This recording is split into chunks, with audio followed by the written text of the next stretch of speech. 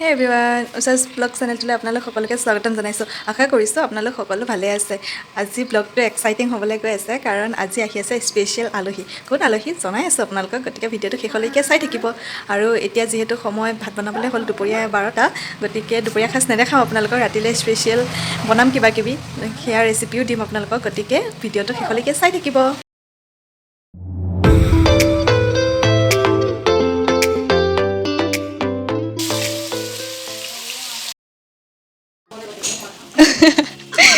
তাকে বাবাই কৈ দিয়া পাপা বাবাই কৈ দিয়া বাই কোৱা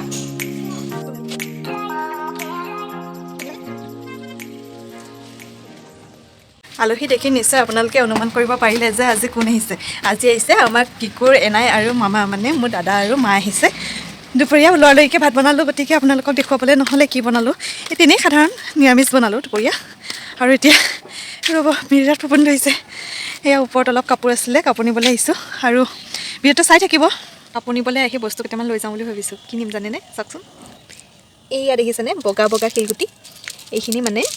মই ফুলৰ পুলি দুটামান ৰুইছোঁ ভিতৰত তাত ডেক'ৰেশ্যন কৰিবলৈ ভাল হ'ব আৰু আপোনালোককো জনাম কেনেদৰে কৰিলোঁ ইয়াছ কিমান ধুনীয়া ধুনীয়া শিলগুটি কাপোৰ লোৱা হৈ গ'ল আৰু আজি ৱেডাৰটো চাওকচোন বৰ ধুনীয়া ৱেডাৰ গতিকে মই এতিয়া তললৈ যাওঁ ৰুমলৈ আমাৰ কিকুৰ খোৱাৰ পৰা উঠিলে আৰু এইয়া কিকুৰ এনাই এয়া মোৰ মা কিকুৰ এনাই হাই কৈ দে হাই এইফালে কোৱা এনেকৈ কোৱা হাই বুলি এনাই জান কোন আহিলে কোন আহিছে এনাই অঁ এনাই আহিছে অঁ চকলেট আনিছে ন অঁ চকলেট অঁ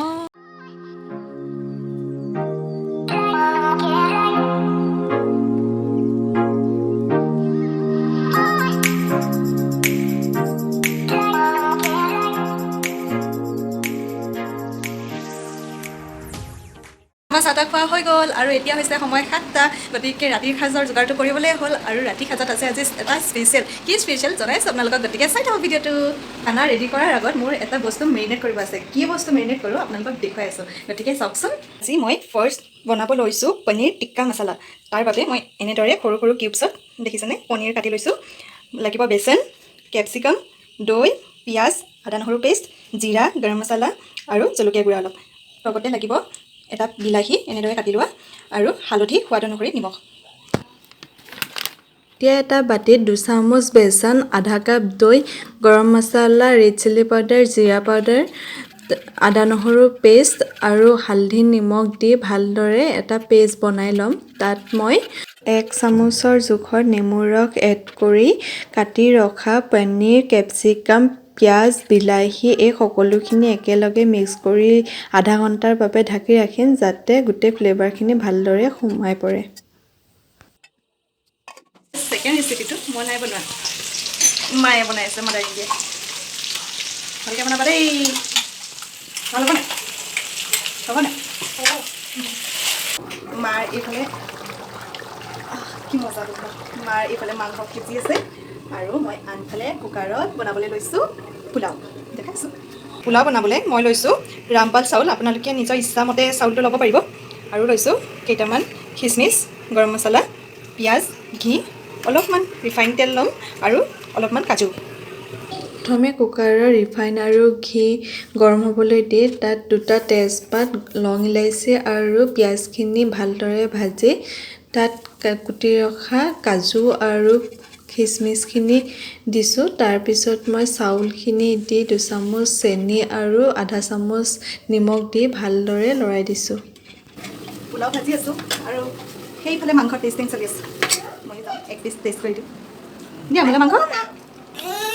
আপোনালোককো দিছোঁ দেই মজা মজা ফ্লেমটো কমাই মই এনেদৰে 10 মিনিট সময় চাউলখিনি ভাজি লৈছোঁ আৰু চাউলখিনিত মই পানী চাউল ডুব যোৱা জোখেৰেহে দিছোঁ বেছি পানী এড নকৰিব আনফালে মই মেৰিনেট কৰি ৰখা পনীৰখিনি এনেদৰে এডাল ষ্টিকত ভালদৰে ভৰাই লৈছোঁ পনীৰ টিক্কাখিনি এতিয়া মই এখন কেৰাহীত সামান্য পৰিমাণে ঘিউ এড কৰি ভালদৰে সেকি লৈছোঁ তাৰপিছত মই জ্বলি থকা এঙেঠা এটুকুৰত ঘিউ এচামুচ এড কৰি এটা স্মকি ফ্লেভাৰ অহালৈ ঢাকি দিছোঁ 5 মিনিট সময়ৰ কাৰণে গতিকে এয়াই আছিল মোৰ আজি ৰাতিৰ বাবে সাজু কৰা পোলাও লোকেল মুৰ্গী পনীৰ টিক্কাৰ সৈতে এসাঁজ। আমাৰ খানাটো ৰেডি হৈ গ'ল। এতিয়া আমি খানা খাই লওঁ। চব ভাগে ভাগে তলতে বহি লৈছোঁ, খাই লওঁ।